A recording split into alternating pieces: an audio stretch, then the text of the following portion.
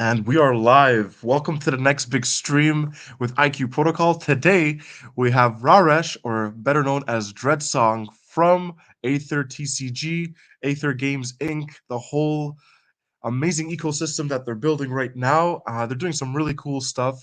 For those that don't know, we're currently running a raffle with Citizen Conflict, Aether TCG, and Champions Ascension. So what we're going to do on this stream, as usual, we're going to go over what their gameplay is about. We're going to, Dread Song is going to give us a bit of an overview of what they're doing, and then we're going to explore on some gameplay. But before we do that, I would love to share for the audience how to rent an NFT, how to rent a raffle for a raffle entry for the raffle that we're currently running with them. So I'll just share my screen here. Give me 1 second. But before I do that, how's it going, Dreadsong? I think it. I want to see how you're doing before I show my screen here. How Well, are all things on your good end? so far. So I mean, it's been a pretty good day so far. So that's a good start, I guess. And yeah, get your stuff going. Let's see what we can start. We can get into.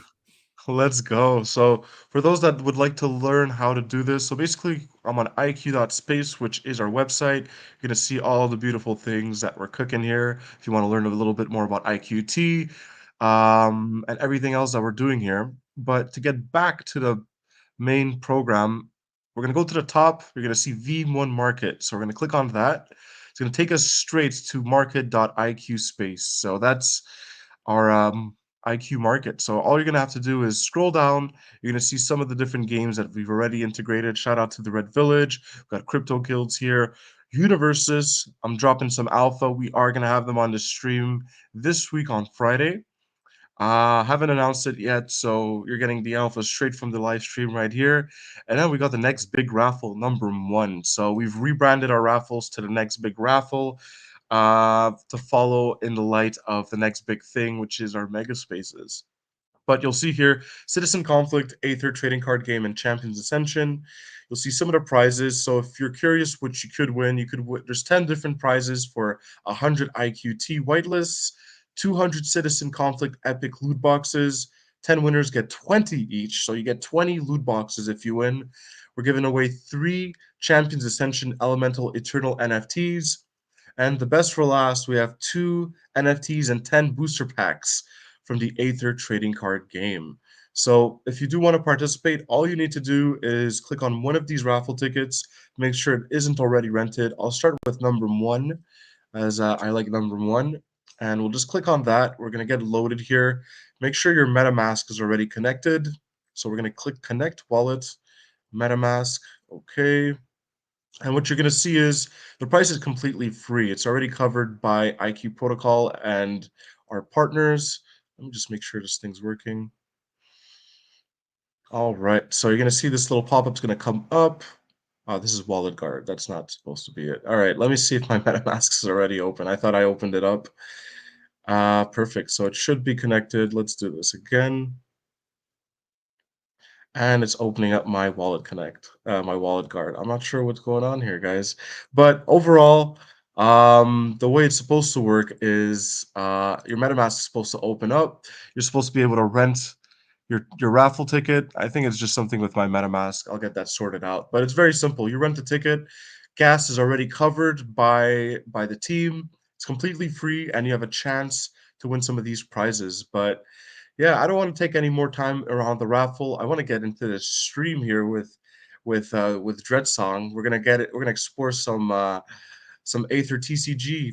If you could give us a little bit of a rundown, Dreadsong, what is Aether Games? What are you guys cooking?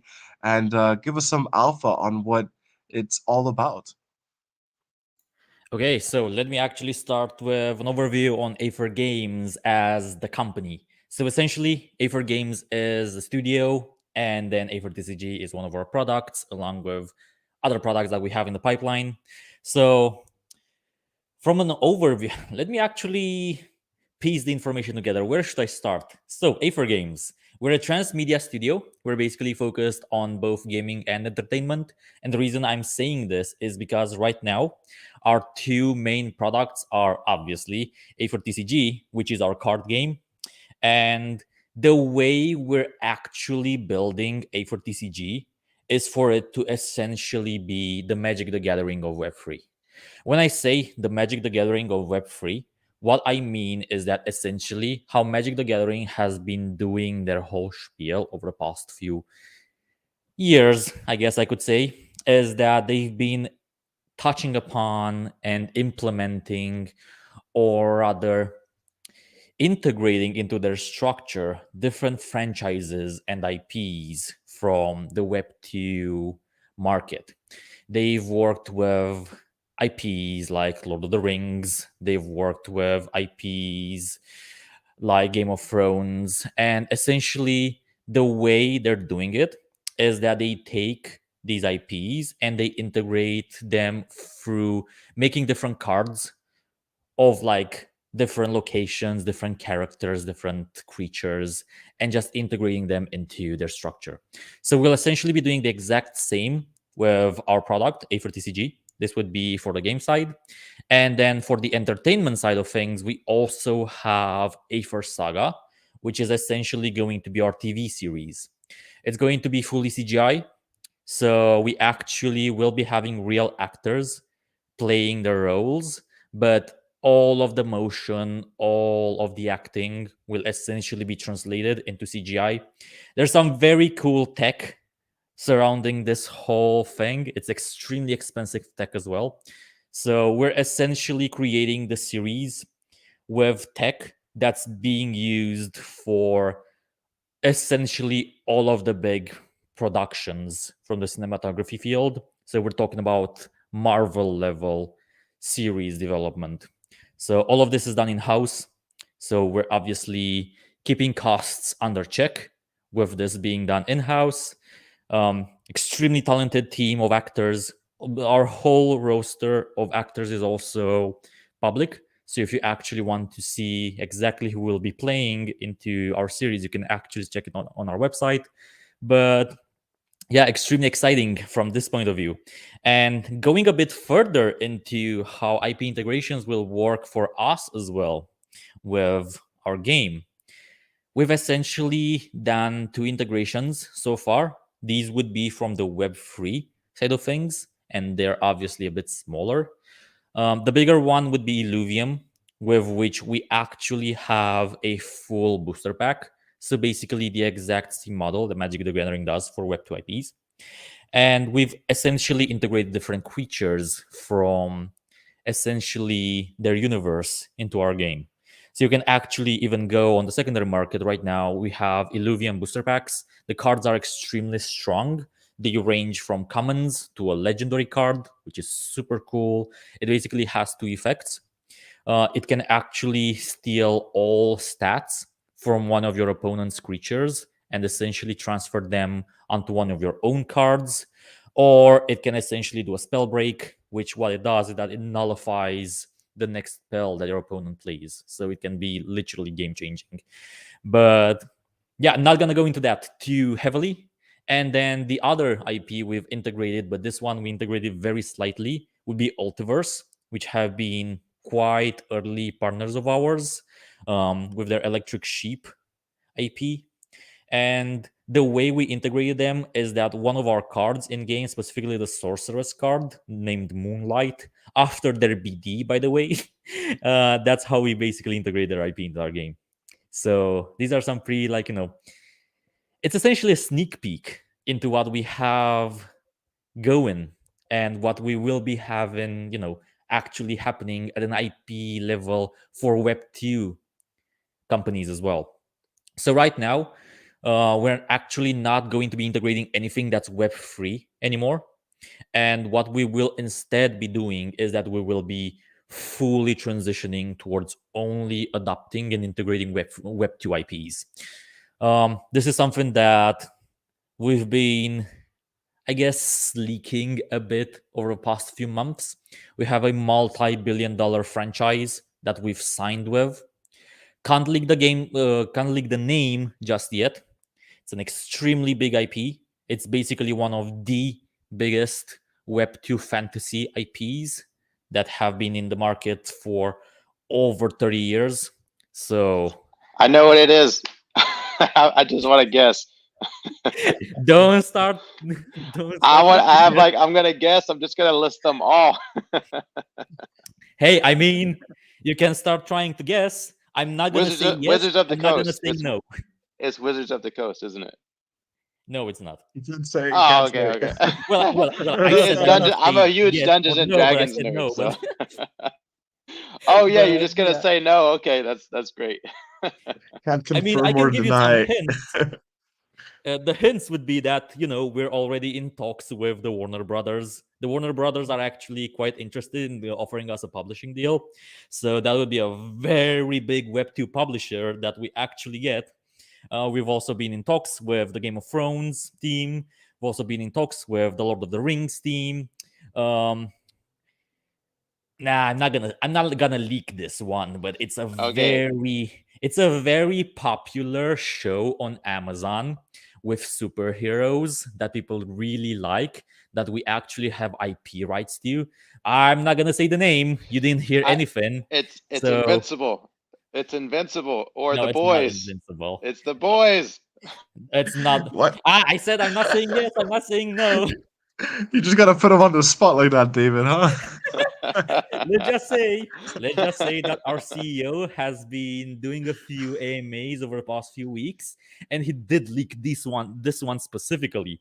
So I'm not gonna say it myself, but you were very close. Let's say that one of the It's like few the Spider-Man leak, you know?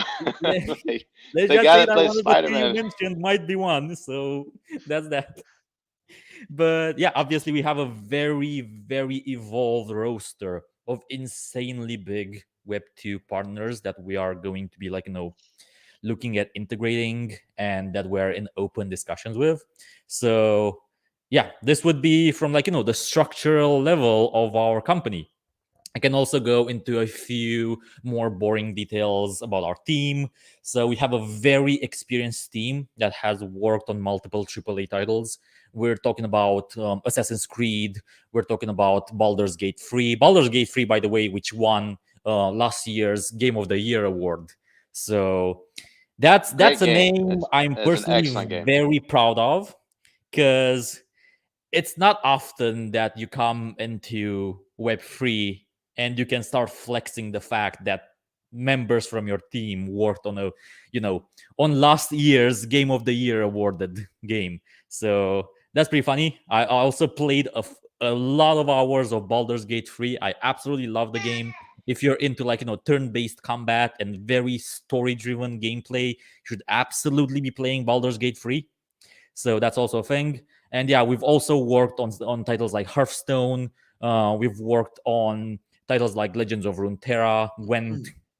So obviously, we have an extremely experienced team when it comes down to developing card games, and this is So also one of the reasons for which we did go with actually developing our own card game. Like did you we're guys not snipe coming. like did you guys snipe like the best talent from all these studios? You guys are just like, we want that guy, we want that guy, and you just went after them? So this is actually pretty funny. The story of how our studio came together is that our CEO Jens is basically an esports celebrity manager.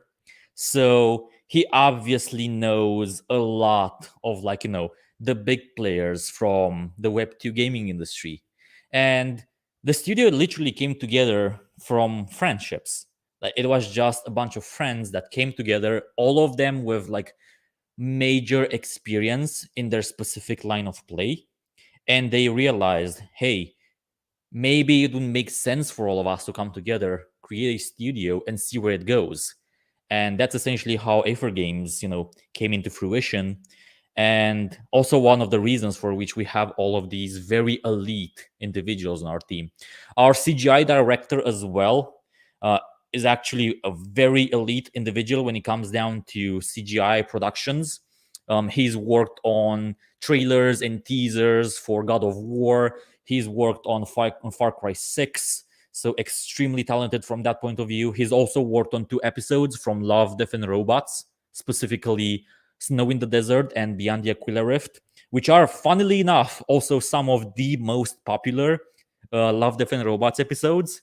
So this back in around 2022, when I was basically like, doing meetings with different players from the Web3 market. I was basically telling them about these 2 episodes, and they were like, "Oh my god, I really love these episodes! I can't believe that that your director actually worked on them." And it's always very funny to have these reactions. It I it was one of those shows, reactions. Yeah, that's for sure. yeah, it shows the pedigree of the products that the team actually worked on. And yeah, I mean, this would be that for the team part. And another interesting fact that I could speak slightly about is also the fact that our team um, has essentially been the Golden Reel Awards judge since 2016, including 2023. So yeah, for the past, how many years is it? Essentially 80 years now, we have continuously been the Golden Reel Awards judge. So that's also a pretty impressive factor. Not many people can say they are like, the judges of an awards show. So yeah, that comes with like, a lot of connections in Web2 as well. So yeah. That's And I amazing. think Wow. everyone's already bored of me speaking about this. So they probably want to move on into another subject. Yeah, No, this is great. I think everyone, including me, wants to see you kick some butt in TCG. So let's do some Aether TCG. What do you think, Marcello? Yeah, I'm down to see some gameplay unless Song has more he wants to talk about, which is totally More cool with me. alpha, more You're dropping nuggets some he wants to crazy alpha drop. here. Okay, this is actually gonna be very sad. I just realized an issue. We've recently remade some logistics about our account login systems, and what That's what ended I up had. happening is that right now everyone has to change their passwords, and I have not changed my password, so I literally cannot log into the game right now. That's why it couldn't work. It was telling me Yeah. like some kind of error, and I'm like, "Is it? What's wrong with my computer, man?" I I was actually, getting I actually mad. thought I actually thought I like reset my password when this happened, but apparently I haven't.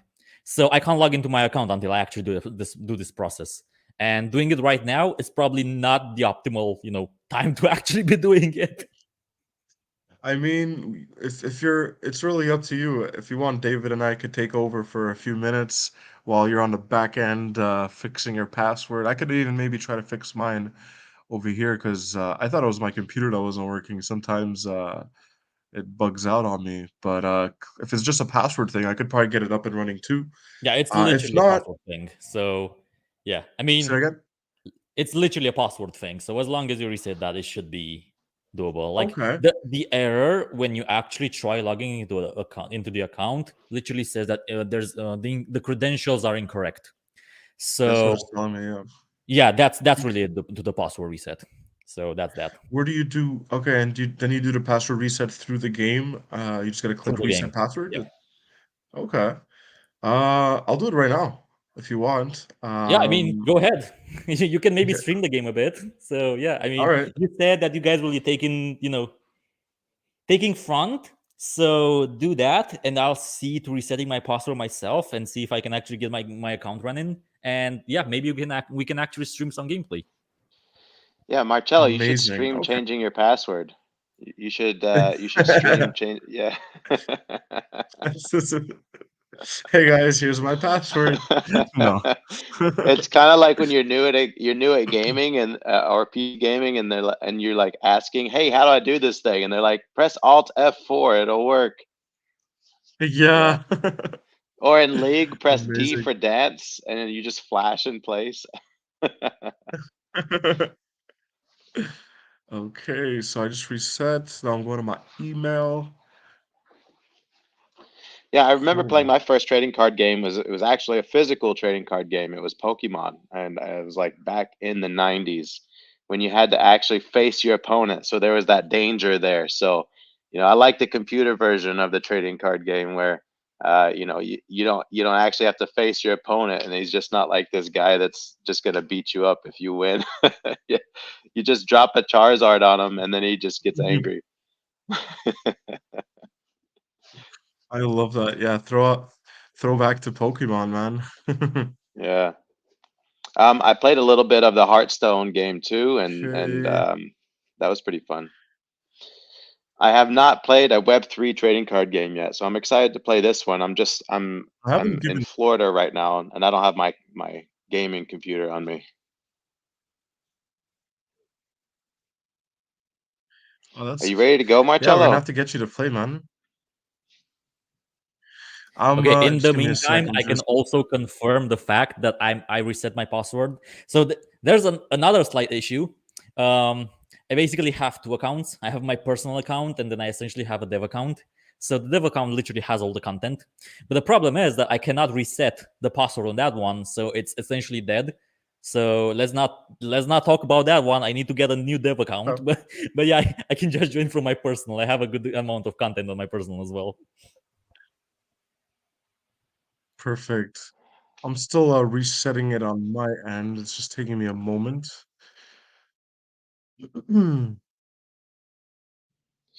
Yeah, Marcello, when it says reset password, click that button. Click the button that says reset password. Thanks, bro. I'm at the part I got the email. Okay. Yeah, okay. I'm No, clicking reset your I get password. it. Now it's opening up a new window. Okay. That's I don't good. know why it's not loading for me. Either way, if I can't get it set it up, worst case, we'll just use Dreadsong's account and try to stream from there if you could get it up and running. If not, maybe we'll just keep this for another stream.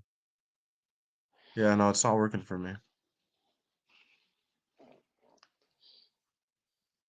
Well, what we could do is kind of go over some of the cards, and we could go to Yeah. OpenSea, look at some of the cards that are available, some of the legendaries, and then all the way down to some of the commons.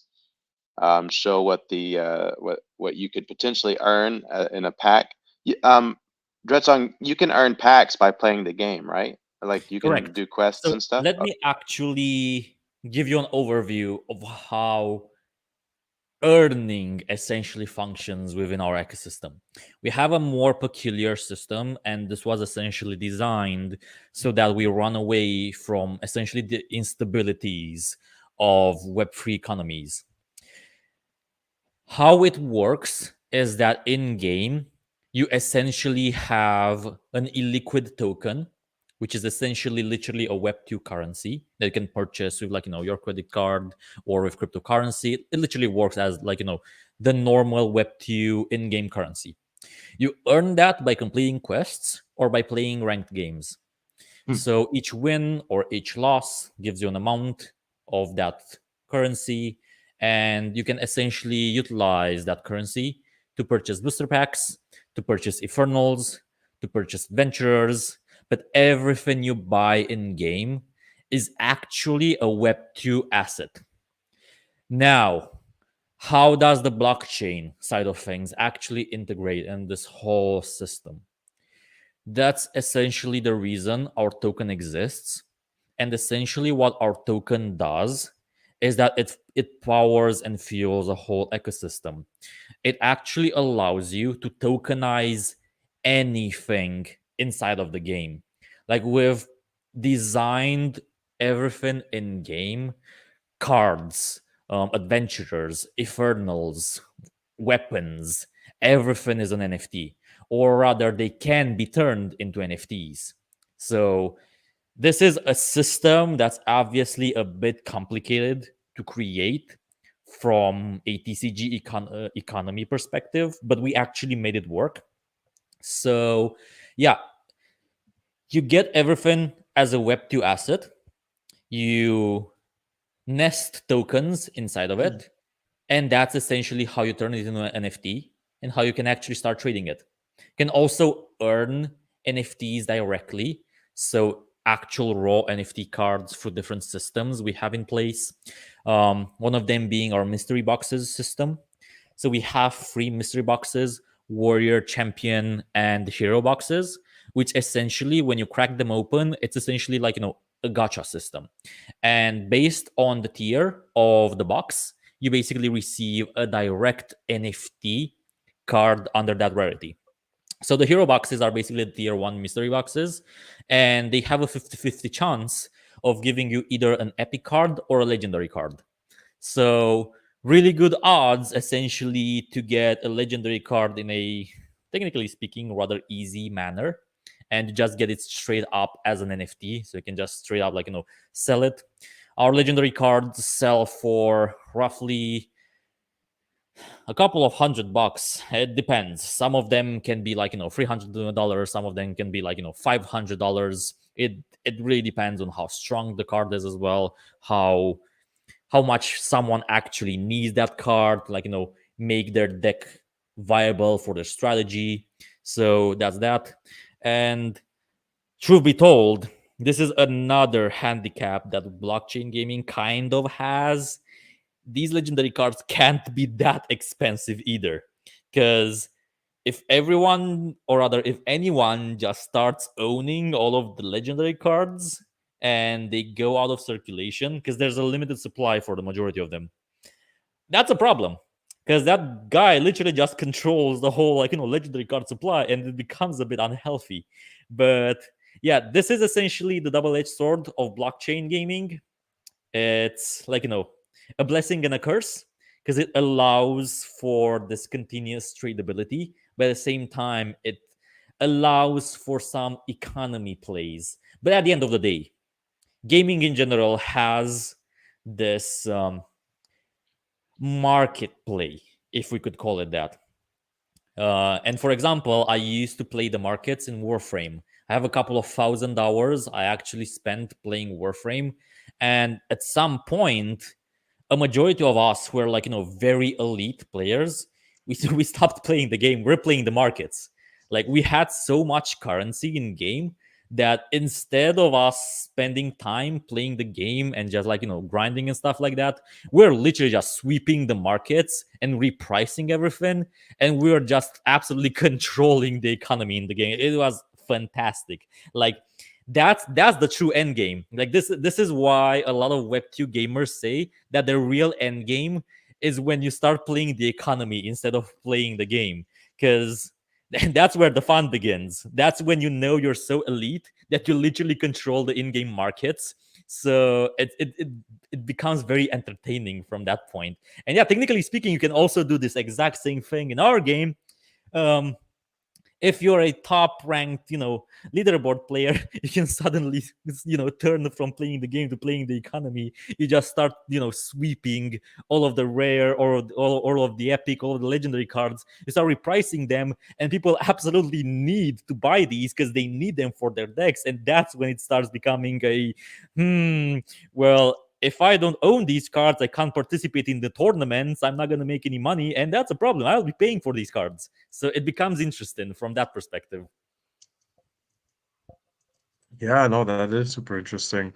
Thanks for sharing that. And to your point, I think once people are actually doing that, it definitely shows the demand and like what people are doing with the game and the excitement behind it. So that's actually really cool.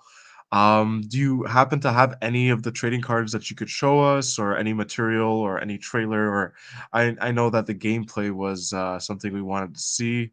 Do you have any luck with your password? If not, that's okay. Maybe we could show some other I am stuff as well. literally inside the game right now, so I can start sharing my screen if that's something you'd want. Ooh. So yeah. Yeah, let's go. I'm down. Let's do it. Yeah. Okay, let me set this up. David's excited. He loves his trading card games. I love trading card games, man. I love strategy games. I love RTS and stuff. I mean, I love all games. That's why I'm in this industry. I can Okay, I play think Yeah, all of them. my game should be sharing now. yeah, I had to accept it, but now Yeah, it we see is it. on the Okay, screen. perfect. What a beautiful deck you have there. Yeah, no, my deck's on the right side. This is like, these are Ah, essentially gotcha. all the cards I actually have available. So yeah, for example, let me actually run you through some more interesting ones. The Obliterator, for example. So the Obliterator is a legendary card. It's essentially one of the cards um, that you get from the founder packs. The founder packs are essentially NFT boxes that you can buy, you can mint, or you can trade on secondary market. And the Obliterator card is essentially exclusive to the founder pack. So unless you have a founder pack that you've opened, you can't get the Obliterator.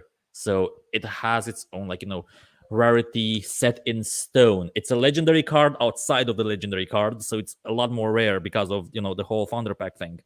And yeah, fully animated, a really, really cool card. It's essentially an 8 cost.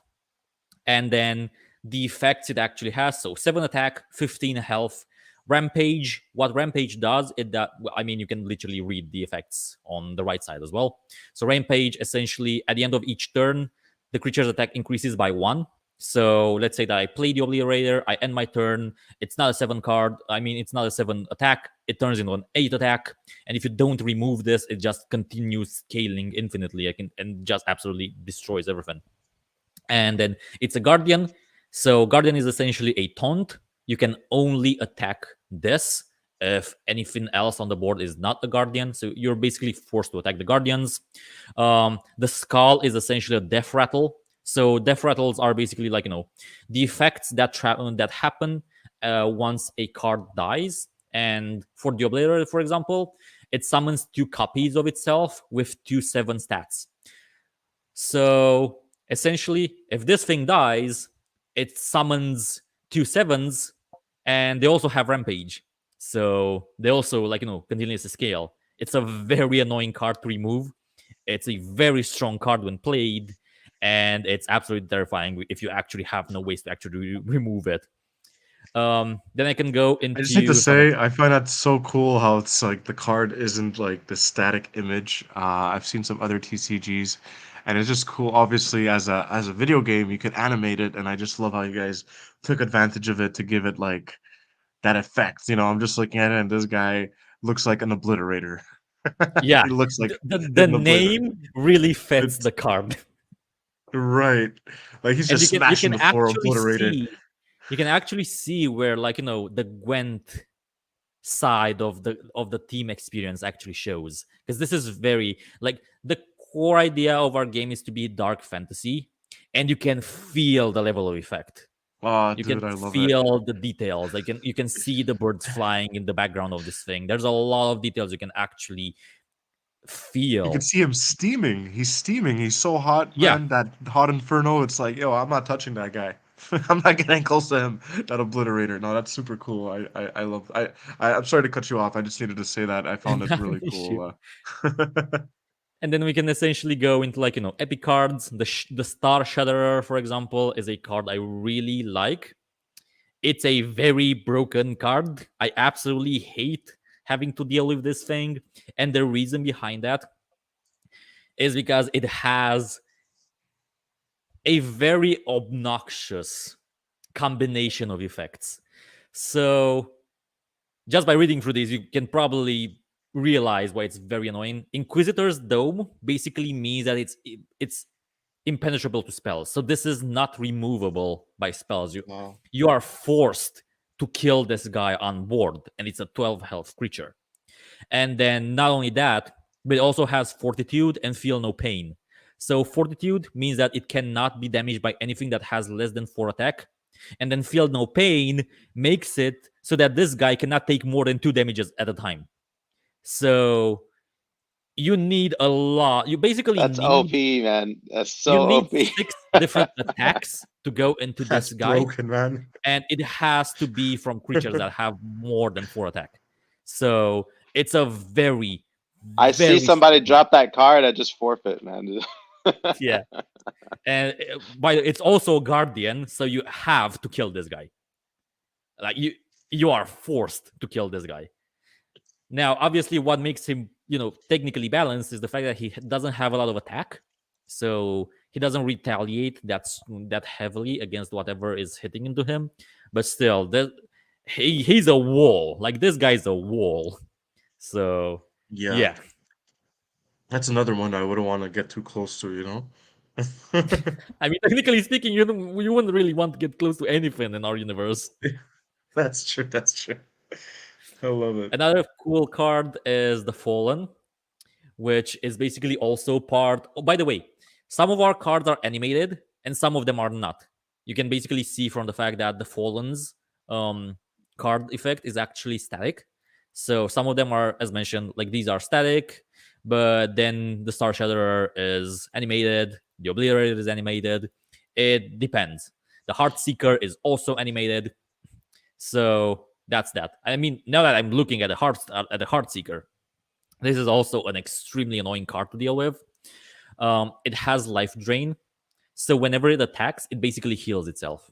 And consider it's an 8/9. It's very annoying because it really excels at removing pretty much everything that's on the opponent's board. And not only does it have life drain, it also has whirlwind. So whirlwind allows it to attack twice, and it has misfortune. What misfortune does is that whatever it attacks, it halves its attack. So let's say that the Heartseeker right now is attacking another 8 attack creature. First of all, the Heartseeker is a 9 health creature itself. So that means it's going to be taking 8 damage. It will be healing that 8 damage back because it has 8 attack. And whatever she hits, well, if it had 8 attack itself, it's going to turn to 4. So you're literally just handicapping that guy's whatever the hell you're attacking, and he's not gonna have a good time. But yeah, she's vulnerable to spells, so she can be quite easily removed by spell damage.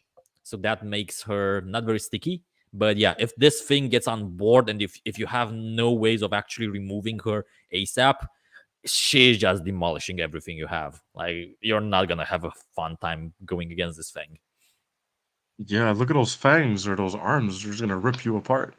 Do you have any knights? I'm definitely like a metal guy. Well, technically speaking, the Archfiend of Greed is sort of a knight-ish. Look at the I size of mean, that he has a blade. shield, he has a Yeah. great sword, he kinda is a knight, but Like, I like this one. Yeah. What about dwarves? Do you have any dwarves? dwarves. Well, technically speaking, we don't, but we have, Yeah, we have orcs, a so warmonger. maybe you're into Nice. orcs. That's an orc. Yeah. Well, I love technically it. speaking, he's a A troll, troll. but A yeah, troll. he looks like an orc, so that's that. All right, let's see some gameplay. We're anxious to see you Yeah, wipe the and board. actually, well, sadly, on my personal account, I don't have any of the Illuvium cards, but I do have Moonlight. So, as I was speaking about earlier, we have like these different cards that we integrated from other IPs, and Moonlight is the one that we integrated from Ultiverse. So, yeah, this Cool. is an IP integration. I just want to say that. Oh, Moonlight. Okay, it's something I wanted to say. Shout out to Altiverse. We've had them on some AMAs. Moonlight is their community lead and their Yeah, BD. It's and amazing that you've actually turned her into a character here. That's so cool. she's a card in our game. Yeah. So That is so that's very cool. cool. And Yeah. yeah, she's basically a spell breaker. So if you play her on the board, the next card or rather the next spell that your opponent tries to play will get negated. Then she has discipline, so that means that she ignores taunts, and she also has a start of turn effect. And that what that does is that she summons Cloud Stallions, which are 3/2s. She used to be very annoying on previous patches. So we continuously rebalance our cards just to keep the game fresh. And oh boy, Moonlight, when she got released, everyone hated her because she was so strong. But yeah, she got tuned down quite a bit, but she's still a strong card, but she's not as broken as she was when she actually got released. But yeah. Wait, I love why is it. it saying I don't have 30 cards? I think I removed. Oh yeah, I removed my obliterator. Okay, let's save this and let's go on the ladder. Amazing. To all you Aether fans out there watching right now, just make sure that you don't look for a match right now because you're about to get just obliterated by Well, the no, I obliterator. mean, this deck is not that massively strong, so it's not that horrible to go against. My other account, that was the one you didn't want to go against, but yeah, this one is not as beefed up. So Can I just at say that least that that's that. Heartseeker looks kind of like Scyther from Pokemon. So Oh yeah, so this is actually quite funny. Another one of the cards I didn't get to showcase it. It actually closely resembles one of the creatures inside one of the titles I mentioned earlier from Love, Death, and Robots. Not gonna go into that. Hmm. I'll let people explore. But if they see the card in game and they saw that specific episode, they will know the resemblance. Like we have some interesting Easter eggs inside our game as well. So that's a funny, touch up that not a lot of people might actually expect to find inside our game. And That is this so guy is cool, man. not loading, so let's hope he actually loads into the game. He's not gonna have a good time because Frode is basically the base hero. Like Frode is basically the adventure you receive by default, and this guy playing with Frode basically means he's a beginner. I mean, my account right now, I haven't played ranked in a while, so I have 0 MMR, and yeah, this guy should technically speaking be a very heavy beginner, and he shouldn't have a good time against me. Yeah, you gotta kick his butt right here on the live Dread song. I want to see You this. gotta just set the tone. You gotta set the tone. Hey, this is not a newbie. This is not a noob universe. You gotta So obliterate him. I was about to Yeah, say like games Dark Souls basically. style. Just take them out. I was about to say like games technically, like they're trying to arrange user acquisition campaigns, and I'm just sitting here actively removing players from our ecosystem. You're just scaring him off, Dread song. Yeah, just making sure they have as terrible of a first impression with the game as possible. Like just That's it. queuing into the ranked queue, and you suddenly go into this one guy that you find out as part of the team, and he just absolutely demolishes you, and that's when you uninstall the game. That's right. Or maybe he's a sweaty and he just wants now he gets competitive and he just wants to get back at you, and now you're bringing in the real gamers into TCG over here. So That's when he start. maybe That's when he starts unloading his wallet. like, there you go. That's a marketing strategy I like. And yeah, it No, doesn't. that's awesome, It man. looks like the guy's not loading it the game. So Yeah, maybe he okay. found out about the stream and he's like, "Oh shit, I'm going against Dreadsong. I can't do this. I gotta back out." That's not an optimal. Oh, it's him again. Come on, Frode. There we go. Okay. We He's like, actually load into the game right now. So yeah, we have the mulligan phase, which is basically the phase each card game starts with, where you get your starter cards. You can select which ones you actually want to keep. I have a pretty good curve here: 2, 3, 4, 5. Strong cards overall. I'm gonna remulligan my Dragon Slayer. I'm speaking too fast. Mulliganing my Dragon Slayer and getting an Awoken Horror instead. So this is actually an interesting card. You can get the Awoken Horror Epic card by owning one of our NFTs, which would be the Donor. So there's different collections you actually have. For us, obviously, we have our card collections, but then you also have two specific main collections, which would essentially be our Infernals collections, which is essentially our pets, which have different effects starting turn 4. And then you also have the founder packs. Like these would be our main two NFT collections. And then obviously we have the broad NFT collection that encompasses all of the in-game cards. So yeah, by buying the Donor Infernal, I think the floor on the Donor is like $600, something like that. But yeah, by owning him, you basically get the NFT, you get a collectible, and you also receive the Awoken Horror in game that through is actually sick, owning him. man. So yeah, I like this art. some of the Infernals they come in the form of the in-game pets, and some of the Infernals they come with in-game cards. So another interesting one would be Corvun, and inside the game he comes with the Destroyer of Realms legendary card.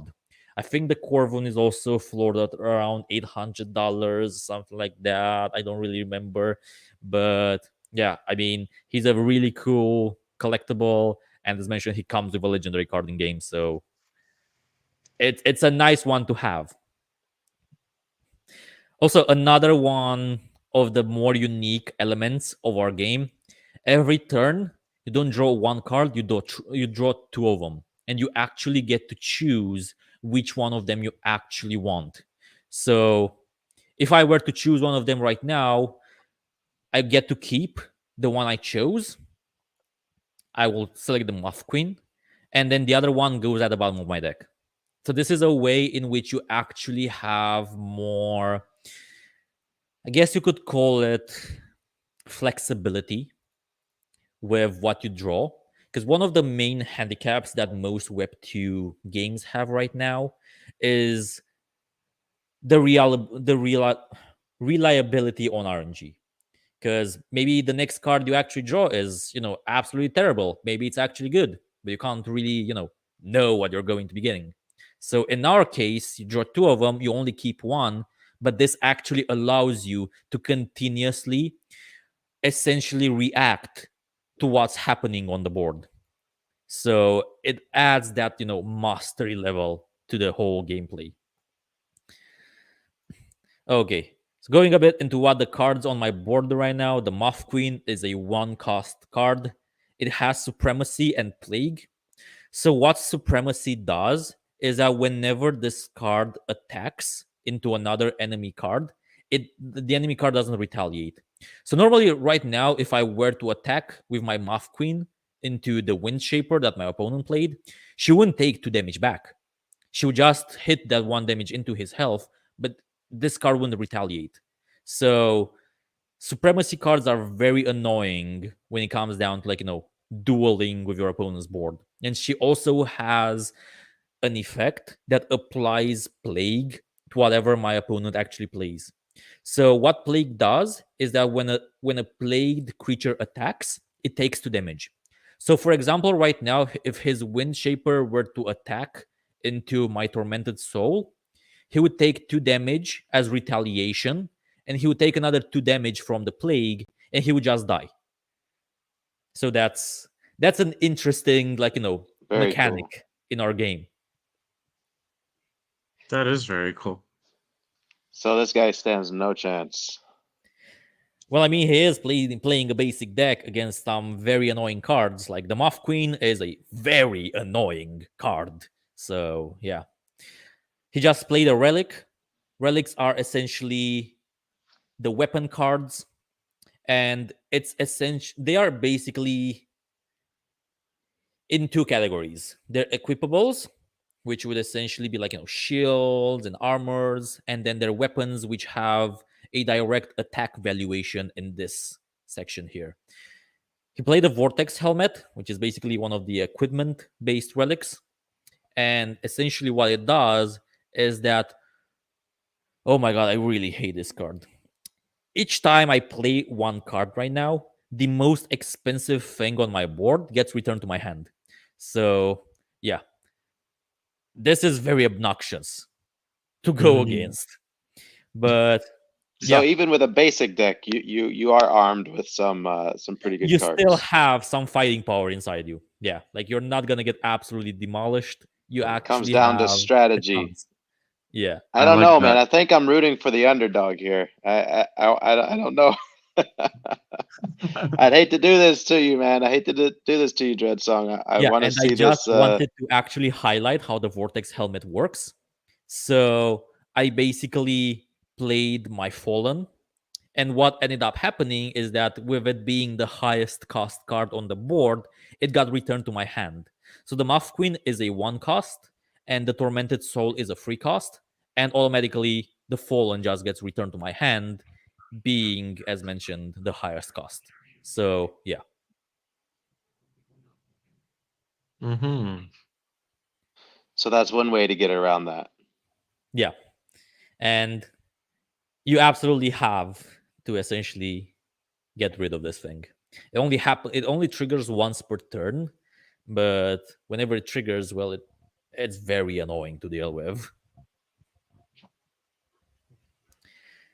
What this card does is that when it gets played, it essentially has the battle cry effect. So when it gets played, it deals 2 damage to an opponent's creature, as you saw. Like he used this to remove my Moth Queen, and then his Supremacy minion attacked into my Tormented Soul, but died because of the plague.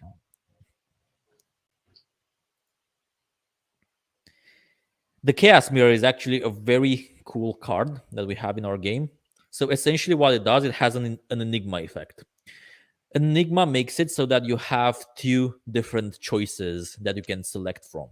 So in this situation, I can either use the Chaos Mirror to draw 3 cards, or I can actually use it to summon 2 Dragonkins with Twilight Cloak. What Twilight Cloak does is that it essentially summons creatures that have stealth. So this 6/1 that I just summoned with my Quick Chaos Mirror cannot actually be attacked. It has to attack first, or it has to be removed with AoE. So yeah, very sticky, very annoying. And I'll actually do this if I'm fast enough. Okay, I was fast enough. What I just showcased right now would be the burn effect, which is also a unique mechanic to our game. So these charges that you actually have on the side here next to your essentially your mana bar. So the resource in our game is called Aether. You use Aether to play different cards. And then you also have these burn charges. If you're the first player, I mean, if you get to play first, you get 2 charges. If you're the second player playing second, you get 3 charges of it. And essentially, what ends up happening is that at the end of each turn, you can basically do this. You can essentially destroy one of the cards in your hand, and you receive its cost back. So it's essentially a way to accelerate tempo. He swarmed the board, so I'm gonna use Blood Tribute. What Blood Tribute does is that it's an AoE effect card. It deals 3 damage to everything on the opponent's board. It also deals 1 damage to each hero. So I use that. I clean the board, and from here, I actually want to burn something. Hmm. I'll be burning my Fallen. I'll be playing my Harbinger of Doom, attacking with these 2, drawing cards in my Infernal, ending my turn. So, what does the Harbinger of Doom actually do? And again, a supremacy creature. So, whatever attacks doesn't retaliate back against it. It has Whirlwind, so it attacks twice. And every time I attack with this thing, keep in mind it attacks twice, I recover 2 mana. So this is a headache and a half to deal with. Very annoying. So in this Mhm. situation, for example, given the fact that I would essentially have 6 mana, I can essentially play a 6 drop or any other card. Then I can attack twice with my Harbinger, and I go back to 4 mana. So very, very annoying to deal with. I have a set of different actions I can take right now. Again, I have 6 mana. Truth be told, I'm not really sure what I want to do here. I could also just not play anything and just wait to actually play my Obliterator or get. I have a lot of situational cards right now, so that's also that. Let's just play the Moth Queen. Hitting him in the mouth and just removing a part of his Fury of Fire. So this is a reincarnation card. What it does is that once it dies for the first time, it actually comes back. There's different ways to actually put reincarnation on different cards. There's actually certain cards that come with reincarnation, like the Fury of Fire. There's different cards that have the battle cry to put reincarnation on one of your cards. There's some that actually give reincarnation at the end of your turn. And it's a very annoying effect because it doesn't allow you to permanently, remove that card, not in that exact turn. And it can be very ugly in certain situations. So yeah, he's down to 12 health. My board doesn't really look that good for him right now. He's probably gonna die next turn, given the fact that he played a Dreamweaver. And yeah, so the Dreamweaver, a card I actually have in my own deck, is again a very interesting card. Has Twilight Cloak, which, as mentioned earlier, is essentially stealth. You cannot attack this creature unless it has attacked, or you can remove it with essentially spell damage. And then it has an aura effect. What the aura does is that as long as this creature is on the board, you essentially receive that effect. So right now, if I don't remove the Dreamweaver, the aura it has, the effect it has, that all of the cards in his hand cost one less.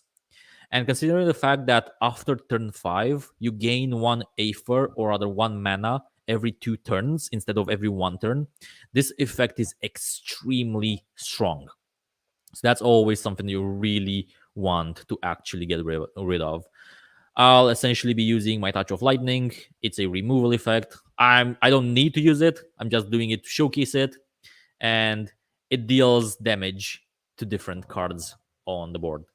And yeah, basically the guy is dead right here. I'm burning my Avalanche, playing my Blood Tribute, deal 1 damage to him, and attacking with each of my cards.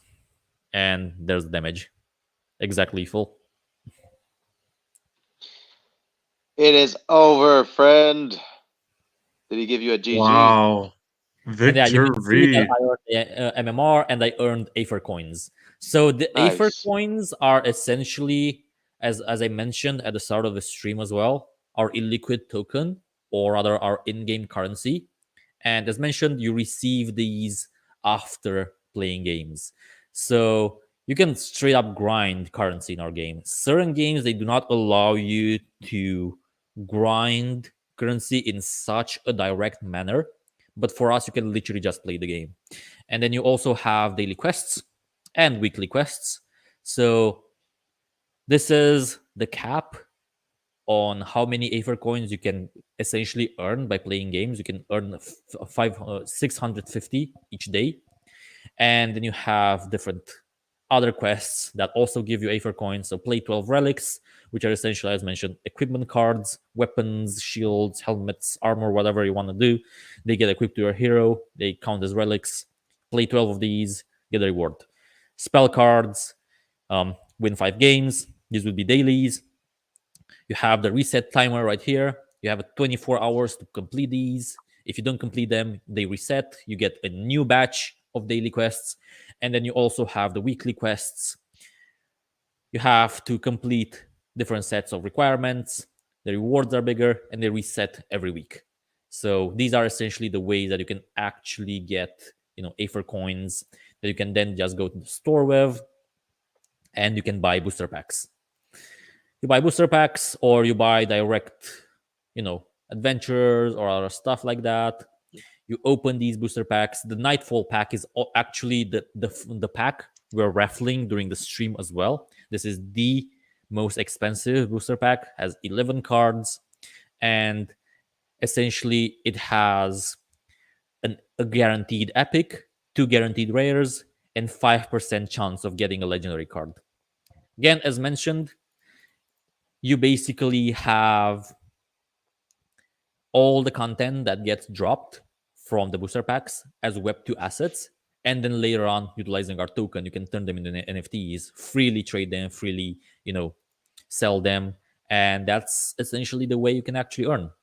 So, yeah, I've been speaking for so long, my mouth's run dry, and I think I've bored everyone. So I'll let you guys actually say something as well. No, that's all good, man. I love when our guests take the stage and they're passionate about their game and they have, there's just so many things to talk about. So we're gonna make you talk for another hour, Dread Song. No, I'm kidding. This is great, man. This is honestly a really cool game. For those that are interested in TCGs, definitely check this one out. For those that are just interested in awesome projects in the space that are crushing it, definitely check this one out. I love what you guys are doing. You're obviously crushing it. The team obviously speaks for itself. Something I always like to look at when I'm looking at different Web3 gaming projects is the product, but also what's the team behind it? What experience do they have? What other accolades have they have they accomplished? And clearly, your team is very well equipped with building successful things. And I think I'm really bullish on you guys, and I'm excited for some of the alpha you dropped in the beginning of this stream, which was obviously limited as to what you could say, but there's some big things coming. You mentioned some billion-dollar partnerships and all that stuff, so I'm really excited about what you guys are doing. Really excited about this game. I'm just hyped looking at some of these cards. They're really cool, and the gameplay was really engaging too, right? And I think that's what's fun about some of these TCGs. If you grew up playing trading card games, leveling it up in a Web3 game is cool because it's so animated and it really just pulls you into the game. So really fun stuff. I think we've come to the top of the hour here. Um, do you have any final things you'd like to say, Dreadsong? I think you've covered a lot here, but any closing comments, any closing things or alpha you'd like to leave for the audience? Well, as mentioned, keep your eyes on us. Oh, yeah, we actually have a Zeely campaign happening right now, which has essentially $40,000 worth of prizes in token airdrop. So that's definitely something that you can actually, look into or share with the people in the stream. They'll probably love doing it. We're actively having that boosted and pushed through our KOL network. So a lot of people are participating in it. Funnily enough, we're actually the number one Zeely project right now. Like there's so much attention towards our Zeely platform and our Zeely quest that we've literally climbed to rank one in terms of everyone that's actually participating in it. And yeah, that would probably be a very good closing remark. And I was actually supposed to join a meeting um like 15 minutes ago. I ran late on it. So Oh, that's I got caught up in I'll let explaining the game and playing the game, and I completely forgot about that meeting. Oh my god. Blame it on me, man. Blame it on me. But you know what? I'll let you run to your meeting. This has been amazing. Thank you so much. David, as a TCG fan, do you have any last things you want to Yeah, leave from this your looks side? awesome. I can't wait to hop in. Like I'm Marcello, we're buying our new computers, man, and then we're just gonna start playing these games 24/7 all day long. Yeah. Yeah, that's Yeah, something and on I my mean list. another ending remark I can probably touch upon. Our game is like only 25% finished right now. Like we're still very early. Like everything you can see right now is essentially still under heavy polishing. Like we have so many things that we still need to add. We have different game modes that we're going to be adding. We have different levels of polishing we'll be touching upon. We'll have more animations. We'll have a lot more to actually drop into the game. Um, we basically call the game a beta, but realistically, it's an alpha. So yeah, do whatever you want with this information. If this is the quality we're delivering with an alpha build, you can probably imagine how this is gonna work as a finished product. It's a Oh beautiful man, game, and I can't wait to play it. I can't wait. And I guess I just have one follow-up question. Is it just going to be on desktop? Will you ever have a mobile version? Is that in the plans or not really? Just want to Yeah, hear. so we actually plan on porting the game to all platforms, all of them. We're planning on doing it on Xbox, planning on doing it on PlayStation. We have Wow. contacts at Xbox, and I mean, we have contacts at Microsoft. We have contacts at the PlayStation. It should be quite easy for us to get our game onto these platforms, including being sponsored by them. We'll be getting it on mobile as well. Right now, however, the game is only available on desktop. So multi-platform availability will probably not come until we actually fully release the game. So we're talking potentially end of this year. So yeah, it might take a while longer for this to actually happen. But once our full release actually goes live, you can expect being able to play this on pretty much literally everything. We're probably gonna get this on the Switch as well. So yeah. Wow. Okay, well, there's some alpha right there that I pulled out of Dreadsong. That's awesome. Well, really excited about that. I love, I think anytime someone gets on mobile, you're opening yourself up to a massive market as it's a lot more accessible for most people. including those that don't have desktop. So that's really great. Dread Song, I want to respect your time. I know that you're 15 minutes late for your meeting. Thank you so much for being here. We're definitely gonna try to have you bring you back on in the future where I'm gonna battle against you, maybe David as well. I think it'll be fun. And but yeah, thank you so much. I love the little obliterator you left on the screen here. I so love that I animation. just left But it yeah, there for people to actually have something to look at.